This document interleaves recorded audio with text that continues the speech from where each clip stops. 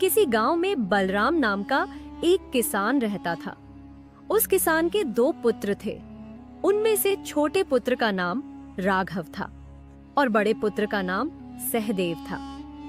खेती बाड़ी करते हुए उनके दिन बड़े ही सुखपूर्वक बीत रहे थे। एक दिन की बात है, बलराम बहुत ज्यादा बीमार पड़ जाता है।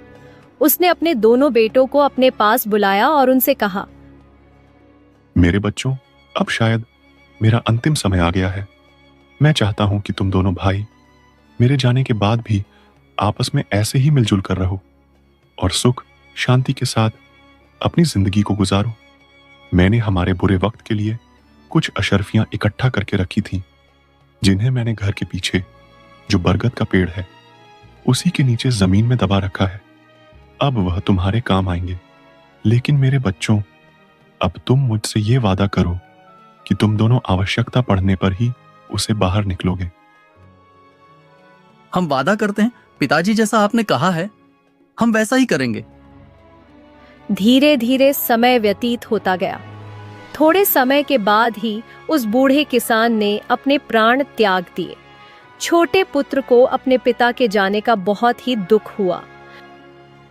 दोनों पुत्रों ने अपने पिता का अंतिम संस्कार किया।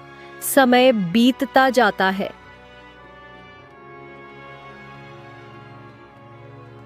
छोटे पुत्र को पिता के जाने का बहुत दुख था, लेकिन उसके बड़े भाई सहदेव को इस बात का जरा भी दुख नहीं था।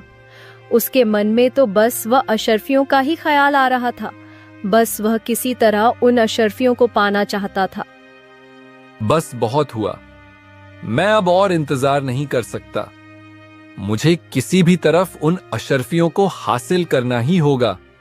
बस एक बार वह अशर्फियां मेरे हाथ लग जाए, फिर मुझे कोई भी काम करने की जरूरत नहीं पड़ेगी।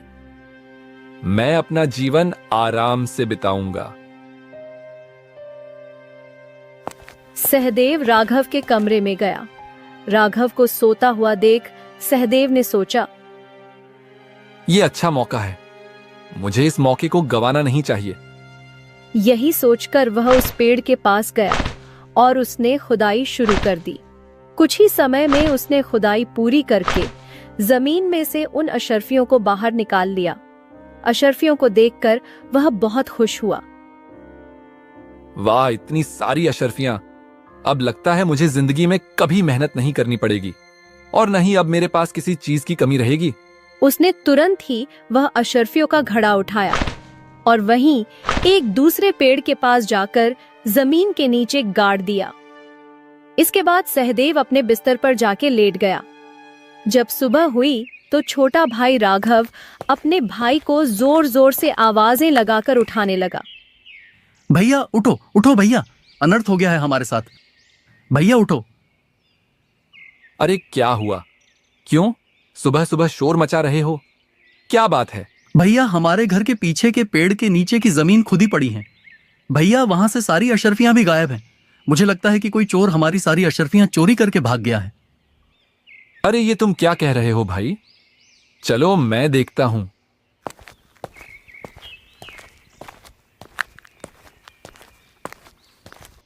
जब दोनों भाई उस जगह पर पहुंचे तो वहां की जमीन खुदी पड़ी थी। देखो भैया, जमीन खुदी पड़ी है। हमारी सारी अशर्फियां गायब हैं। मुझे लगता है हमें पहले राज दरबार में जाकर सूचना देनी चाहिए। ठहरो राघव, कहीं जाने की जरूरत नहीं है।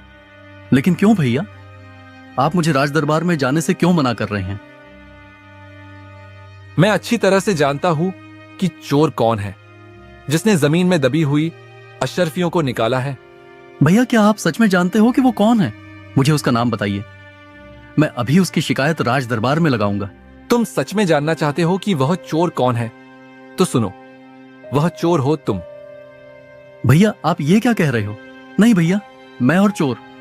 नहीं भैया, मैंने कोई चोरी नहीं की है। अच्छा, मेरे और तुम्हारे अलावा इन अशर्फियों के बारे में और कोई नहीं जानता था। यह बात साफ है कि तुम अकेले ही सारा धन हड़पना चाहते हो। तुम ही ने चुराई है वह अशर्फियां। भैया, मैं सच कहता हूं, मैंने कोई अशर्फियां नहीं चुराई हैं। इस बारे में मैं कुछ नहीं जानता। देखो राघव, तुम मुझे वह अशर्फियां लौटा दो, नहीं तो तुम इस घर के दरवाजे हमेशा हमेशा के लिए बंद समझो। सहदेव की बातों से राघव को बहुत ठेस पहुंचता है। ठीक है भैया, यदि आपको मेरी बात पर विश्वास नहीं है तो ये घर ही क्या, मैं इस गांव को छोड़कर चला जाता हूं। ऐसा कहकर राघव दुखी मन से तुरंत ही वहां से निकल पड़ा। वह चलते चलते सोचने लगा। सच्चाई जाने बिना ही बड़े भैया ने मेरे साथ ऐसा क्यों किया? अब बदनाम होने से अच्छा है कि मैं यह गांव छोड़कर ही चला जाऊंगा। राघव बड़े ही दुखी मन से वहां से चलता ही जा रहा था। शाम भी हो गई थी। चलते चलते उसके मन में कई तरह के विचार उत्पन्न हो रहे थे। उसके मन में एक विचार आया कि कहीं भैया ने सारा धन हड़पने के लिए ही तो कहीं कोई चाल नहीं चली है। वह अपने विचारों में लगातार चलता ही जा रहा था। लगातार चलने की वजह से वह काफी थक गया था। उसे पास ही में एक चट्टान दिखती है और वह वहीं पर बैठ जाता है। चारों ओर घना अंधेरा छाया हुआ था। उलझन में पड़ा राघव सारी बातें सोच ही रहा था कि तभी उसके कानों में एक आवाज आई। ये 4000 तुम्हारे और यह 4000 मेरे। यह कैसी आवाज है? ये देखने के लिए राघव ने झांकने की कोशिश की। उसने देखा कि 3 लोग आपस में बातें कर रहे थे और किसी तरह के धन का बंटवारा कर रहे थे। राघव को यह समझने में बिल्कुल भी देरी नहीं लगी कि ये तीनों चोर हैं और ये किसी तरह के चोरी के धन का बंटवारा कर रहे हैं। तभी अचानक राघव का पैर फिसल गया और वह धड़ाम से जाकर उन चोरों के बीच गिर पड़ा। अंधेरा होने के कारण उन चोरों को कुछ भी दिखाई नहीं दिया। वह डर के मारे भागने लगे। भागो भागो, लगता है राजा का कोई गुप्तचर आ गया है। भागो भागो, अपनी जान बचाओ। चोर अपने चोरी का माल वही छोड़कर भाग गए। जब राघव की नजर उस धन पर पड़ी तो वह बहुत प्रसन्न हुआ, लेकिन तभी उसके मन में एक दूसरा विचार आया। नहीं, असल में ये मुद्राएं चोरी की हैं। इन्हें साथ में ले जाना बिल्कुल ठीक नहीं होगा, इसलिए इनको मैं कहीं और गाड़ देता हूं और जरूरत पड़ने पर इन्हें अपने साथ ले जाऊंगा। ऐसा सोचकर राघव ने एक दूसरी जगह गड्ढा खोदा और वहीं पर सारी मुद्राएं छुपा दी और रात भर वहीं बैठकर सुबह होने का इंतजार करने लगा। सुबह होते ही वह अपने रास्ते पर चलने लगा। दोपहर होते होते वह एक घने जंगल से जा रहा था कि तभी कुछ लुटेरों ने उसको घेर लिया और लुटेरों का सरदार उससे कहने लगा, जो कुछ भी तुम्हारे पास है वह सब हमको निकाल कर दे दो, नहीं तो हम तुम्हें जान से मार देंगे। भाइयों, मैं तो खुद ही एक मुसीबत में हूं और मेरे पास धन भला कहां से आएगा? इसकी तलाशी लो। तलाशी लेने के पश्चात जब वास्तव में राघव के पास कोई भी वस्तु प्राप्त नहीं हुई तो लुटेरों के सरदार ने कहा, कोई बात नहीं है, अगर इसके पास पैसे नहीं है तो भी यह हमारे काम आएगा। इसको अपने ठिकाने पर ले चलो, देवी माँ को इसकी बलि चढ़ाई जाएगी। इसके हाथ पैर बांध दो और अगर यह भागने की कोशिश करे तो इसको वहीं पर मार देना। यह सुनकर राघव बहुत घबरा गया और उसे एक उपाय सुझा। हे भगवान, एक तरफ मैं मुसीबत का मारा था और कहां जाकर इन डाकुओं के चंगुल में पड़ गया। मुझे मारकर तुम्हें कुछ भी हासिल नहीं होगा। अगर तुम मुझे अपने दल में शामिल करने का वादा करो तो मैं तुम्हें 10,000 स्वर्ण मुद्राओं का पता बता सकता हूं। 10,000 स्वर्ण मुद्राएं? यदि तुम सच कह रहे हो तो हमें तुम्हारी सारी शर्त मंजूर है। अब जल्दी से हमें 10,000 स्वर्ण मुद्राओं का पता बताओ। देखो भाइयों, अभी तो रात हो रही है, इस समय वहां जाना सही नहीं है। कल सुबह होते ही मैं तुम लोगों को वहां पर लेकर चलूंगा। ठीक है, लेकिन खबरदार, जो तुमने हमारे साथ किसी भी तरह की चालाकी करने की कोशिश भी की तो इसका परिणाम अच्छा नहीं होगा। इसलिए सोच समझ कर ही मुझसे कोई बात करना। आप बिल्कुल निश्चित रहे सरदार, मैं आपसे किसी तरह का धोखा नहीं करने वाला। सुबह होते ही मैं आप सबको वहां लेकर जाऊंगा।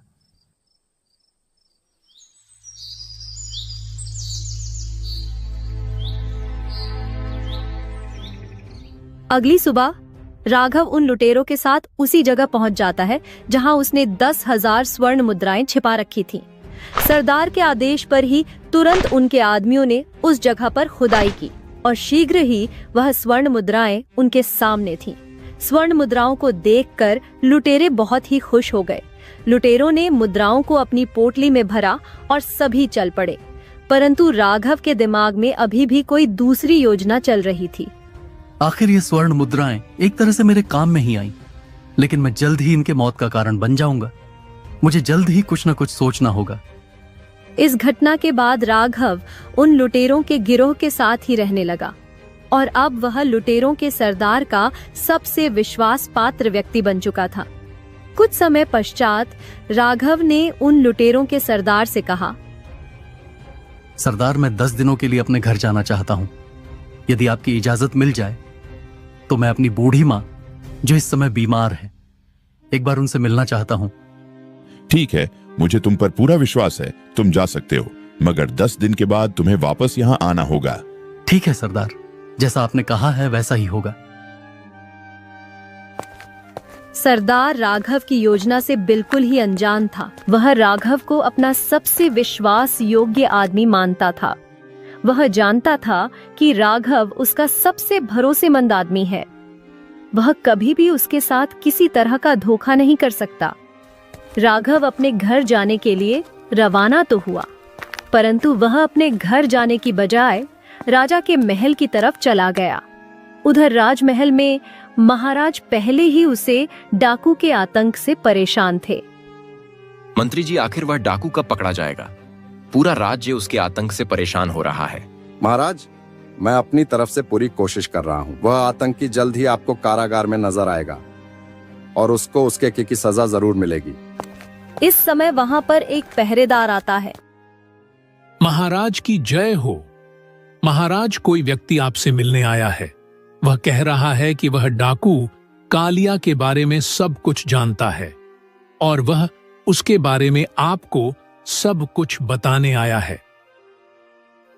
ठीक है, तो उस व्यक्ति को तुरंत यहाँ पर लेकर के चले आओ। वह पहरेदार गया और कुछ समय के पश्चात राघव को राजा के पास लेकर पहुंच गया। महाराज को मेरा प्रणाम है। महाराज, मेरा नाम राघव है। कहो नौजवान, तुम डाकू कालिया के बारे में क्या जानते हो? उसके बारे में तुम्हें जो कुछ भी जानकारी है वह सब कुछ मुझे बता दो। महाराज, मुझे क्षमा करें, मगर इस बात को मैं आपसे एकांत में बताना चाहता हूं। हे दुष्ट, क्या तुम जानते नहीं यहाँ पर राजा के सभी सम्माननीय और विश्वास पात्र व्यक्ति मौजूद हैं? तुम जो भी कहना चाहते हो यही सबके सामने कहो। ठहरिए महामंत्री जी, यदि यह हमसे एकांत में बात करना चाहता है तो हम इसे एकांत में ही बात करेंगे। आप सभी लोग यहां से चले जाइए, हमें बिल्कुल एकांत छोड़ दीजिए। सब लोग बाहर गए और उनके जाने के बाद राघव ने राजा को अकेले में पूरा किस्सा सुना दिया और आगे कहने लगा, महाराज, इस तरह से मैं उस सरदार कालिया का सबसे विश्वास पात्र व्यक्ति बन चुका हूं। मैंने उन्हें पूरी तरह अपने जाल में फंसा लिया है। महाराज, अब उसे पकड़ने के लिए मुझे आपकी सहायता की जरूरत है। बहुत खूब नौजवान, तुम्हारे साहस और चतुराई से मैं बहुत प्रसन्न हूं। मैं तुम्हारी आवश्यक सहायता करूंगा। कहो नौजवान, हमसे तुम्हें किस तरह की सहायता चाहिए? महाराज, कल रात आप मेरे साथ कम से कम 300 सिपाहियों को भेज दे। मैं उन सभी को अन्य डाकुओं के अड्डे पर ले जाऊंगा, जहां पर आपके सैनिक उन डाकुओं पर आक्रमण कर देंगे और उन डाकुओं को गिरफ्तार कर लिया जाएगा। राजा राघव की इस युक्ति से बहुत प्रभावित हुए और अगली रात ही राघव के साथ 300 सिपाहियों को राज दरबार से भेज दिया गया। अपनी योजना के अनुसार राघव सैनिकों को लेकर उन डाकुओं के अड्डे पर पहुंच गया। सैनिकों ने उन डाकुओं को चारों ओर से घेर लिया, जिस वजह से डाकू का वहां से बचकर जा पाना असंभव था। उन डाकुओं को पकड़ लिया गया और राज दरबार ले आया गया और उन सभी डाकुओं को पकड़कर कारागार में डाल दिया गया। महाराज राघव से बहुत ज्यादा प्रभावित हुए और उन्हें राघव को अपना विशेष सेनापति घोषित कर दिया। इसके बाद से राघव राज दरबार में रहने लगा। उधर दूसरी ओर राघव का बड़ा भाई सहदेव अपने पिता की कमाई को बुरे कामों में बर्बाद कर रहा था। सहदेव को जुआ खेलने की बहुत बुरी लत लग चुकी थी। वह शराब और हुए में अपना सारा पैसा बर्बाद कर चुका था। उसकी हालत इतनी बदतर हो चुकी थी कि उसके पास खाने के लिए अन्न तक नहीं था। पूरे गांव में वह इतना बदनाम हो चुका था कि अब उसे कहीं काम नहीं मिल रहा था। इसीलिए उसने यह निश्चित किया कि इस गांव में भूखे मरने से अच्छा है कि वह किसी और गांव में जाकर काम ढूंढेगा। इसी तरह वह विचार करते करते उसी राज्य में पहुंच गया जहां उसका भाई राघव सेनापति था।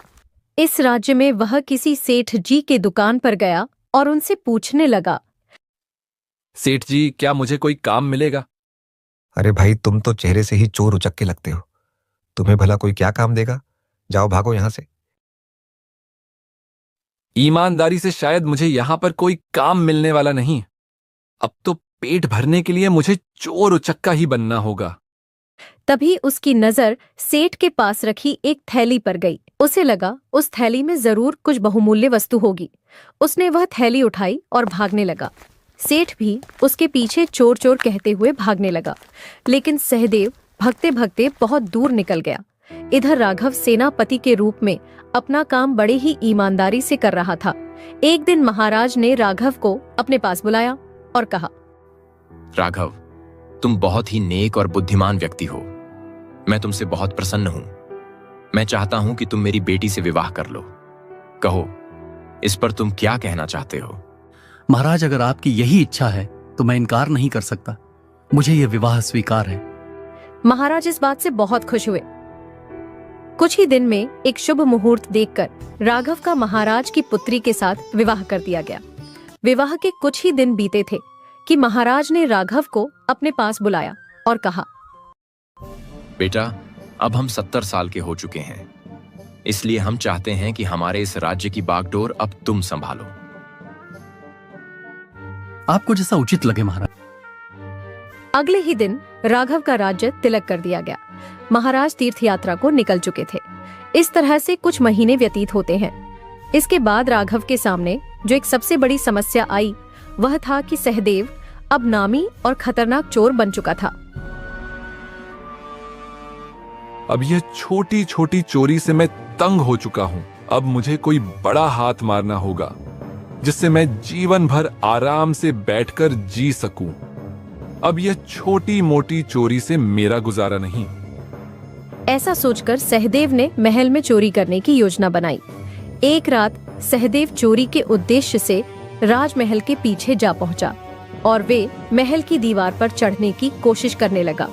उसी रात संयोग से उस चोर के बारे में विचार करते हुए सोच सोचकर राजा राघव को नींद नहीं आ रही थी। उस समय राजा महल की छत पर घूम रहे थे। जैसे ही सहदेव रस्सी के सहारे छत के ऊपर चढ़ा, वहां पर मौजूद राजा राघव ने उसे देख लिया। राजा राघव ने अपनी तलवार निकाली और साथ ही अपनी सिपाहियों को आवाज लगाई। सैनिकों ने सहदेव को चारों ओर से घेर लिया। सहदेव ने भागने की कोशिश करी, मगर वह वहां से भाग न सका। सैनिकों, इसके मुंह पर से कपड़ा हटाओ, हम भी तो देखें हमारे नगर के खतरनाक चोर दिखते कैसे हैं। जैसे ही सैनिक ने उस चोर के मुंह पर से कपड़ा हटाया, राघव की आंखें उस चोर को देखकर फटी की फटी रह गई। वह चोर और कोई नहीं बल्कि राघव का बड़ा भाई सहदेव था। राघव को अपने बड़े भाई को चोर के रूप में देखकर बहुत धक्का लगा। तो तुम्हारे वजह से हमारे नगर के वासी परेशान हैं। तुम ही हो वह नामी चोर। सैनिक को इसको पढ़कर कारागार में डाल दो। कल सुबह हम इस पर सुनवाई करेंगे। राजा की आज्ञा पाते ही सैनिकों द्वारा सहदेव को कारागार में डाल दिया गया। अब वह मन ही मन अपने के पर पश्चाताप कर रहा था। मेरे ही बुरे कर्मों का फल मुझे मिल रहा है। मेरी बुरी नीयत ने ही मुझे आज इतनी गहराई में धकेल दिया है कि जहां से निकलना मुश्किल है। जबकि मेरा भाई राघव, जिसे मैंने बेईमान बनाकर के धक्के मार के अपने घर से निकाल दिया था, वह आज अपनी ईमानदारी और नेकी की वजह से वह इस राज्य का राजा बन गया है। और मैंने उसके साथ बेईमानी की तो मेरी दुर्गति हो गई। और मैं जिसके पास सब कुछ था, एक चोर बनकर के उसी के सामने उसी के बंदी गृह में पड़ा हूं। इधर राघव को नींद नहीं आ रही थी। कल का दिन मेरी जिंदगी का सबसे कठिन दिन होगा। मुझे बहुत ही भयानक अग्नि परीक्षा से गुजरना होगा। क्या इस परीक्षा में मैं कामयाब हो पाऊंगा? महाराज ने बड़े ही विश्वास के साथ इस राज्य की बागडोर मेरे हाथों में सौंपी थी और इस राज्य का भला सोचना मेरा सबसे पहला कर्तव्य है। मुझे समझ नहीं आ रहा मैं इतना बड़ा निर्णय कैसे करूं। काश महाराज ने मुझे राजपाट ना सौंपा होता तो कितना खुश होता। अपने भाई को मुझे अपने ही हाथों से सजा नहीं देनी पड़ती। अगले दिन सहदेव को महल में पेश किया जाता है। सहदेव, तुम्हारे ऊपर लगाए गए चोरी के सभी इल्जाम प्रमाणित हो चुके हैं। क्या तुम्हें अपनी सफाई में कुछ कहना है? बस इतना ही कहना चाहता हूं। महाराज की मुझ जैसे नीच और शैतान आदमी को आप इतनी कठोर से कठोर सजा दें कि भविष्य में चाहकर भी कोई चोरी न कर सके और किसी के साथ कोई बेईमानी न कर सके। ठीक है, हम तुम्हें ऐसी ही सजा देंगे। सैनिकों, ले जाओ इस चोर को और इसका एक हाथ और एक पैर काट दिया जाए और इसके बाद इसे देश की सीमा से बाहर निकाल दिया जाए। राघव का यह इंसाफ देखकर उनके मंत्री और उनकी प्रजा महाराज की जय जयकार करने लगी। राजा की आज्ञा का पालन किया गया। चोर सहदेव की एक हाथ और एक पैर काटकर उसको राज्य की सीमा से बाहर कर दिया गया। जब मैं देश छोड़ करके जा रहा था, तभी उसके सामने राजा राघव पहुंच गए। राघव को देखकर के सहदेव बोला, महाराज, आप कैसे यहाँ पर आ गए? काश आपने मेरा एक हाथ और एक पैर काटने की बजाय मुझे मृत्यु दंड दे दिया होता तो बड़ा अच्छा होता। आपने मुझे ऐसे तड़प तड़प के मरने के लिए छोड़ दिया। मैं इस दुनिया में क्या करूंगा? उस समय तो मैं एक राजा था, परंतु अब मैं आपके सामने राजा राघव नहीं बल्कि आपका छोटा भाई राघव हूं। एक राजा होकर के मैंने एक चोर को सजा देकर अपने राज्य धर्म का पालन किया था और अब एक भाई अपने भाई से अपने धर्म और कर्तव्य का पालन करने के लिए आया है। मैं कुछ समझा नहीं। भैया, मैं जानता हूं कि एक हाथ और एक पैर काटने की वजह से अब आप कोई भी काम अपने जीवन में नहीं कर पाएंगे और इसलिए मैं आपको कुछ धन देकर जाऊंगा। इस थैली में कुछ स्वर्ण मुद्राएं हैं, इन्हें आप ले लीजिए। ये मेरी जीवन भर की मेहनत की कमाई है। मुझे विश्वास है कि इस मेहनत के धन के साथ आप किसी दूसरे देश की सीमा में अपना जीवन बड़े ही आराम से व्यतीत कर सकते हैं। लेकिन भैया, आप इनकार मत करना, नहीं तो कभी भी मैं अपने आप को माफ नहीं कर पाऊंगा। तुम कितने महान हो। ईश्वर तुम्हें हमेशा इसी तरह से खुश रखे। मेरी ईश्वर से यही प्रार्थना है कि मुझे हर जन्म में तुम्हारे जैसा ही भाई मिले। इतना कहकर दोनों भाई अपनी अपनी राह पर इस तरह से वापस चले गए और इसके बाद उस राज्य में सहदेव को किसी भी व्यक्ति ने नहीं देखा। दोस्तों, यह कहानी आपको कैसी लगी है? एक राज्य का महाराजा होने के नाते क्या महाराज राघव ने अपने भाई के साथ सही किया? अपना सुझाव हमें कमेंट बॉक्स के जरिए जरूर बताइएगा। हमें आपके कमेंट्स का इंतजार रहेगा। आशा करती हूँ कि यह कहानी आपको अच्छी लगी होगी। ऐसे ही मजेदार